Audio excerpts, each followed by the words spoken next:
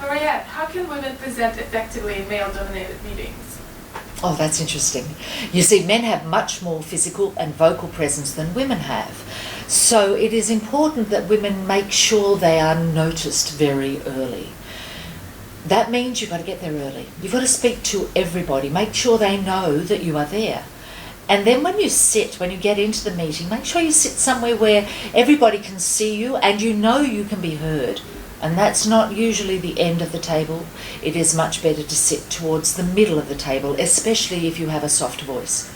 Wearing colour is good because it means that they know you're there. If you're in an industry where you mustn't wear colour, then find other ways to do it. Certainly taking up space, and I don't mean unnaturally like spreading all your things around, but just occupying the space that you have. Don't diminish yourself, don't diminish your body. It helps for people to notice you. Do you have some tips for women who have never spoken in front of an audience?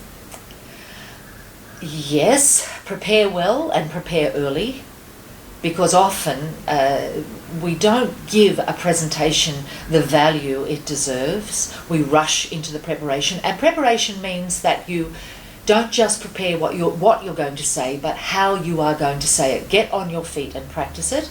And I'd also say put your attention where it belongs. A lot of women will put their attention on themselves and that everybody is looking at them and what if they get anything wrong. Your attention doesn't belong on you, it belongs on your audience and on the information. They're waiting to hear what you have to say. Give it to them. How can women make sure their opinion is heard during workplace discussions? Everything I said before about getting there early and making sure you are noticed is important, but when you need to use your voice well, that's a different thing. When you're at the table and you want to make sure you can interject, you need to be able to move and speak at the same time. So don't just sit back and expect that they're going to hear you.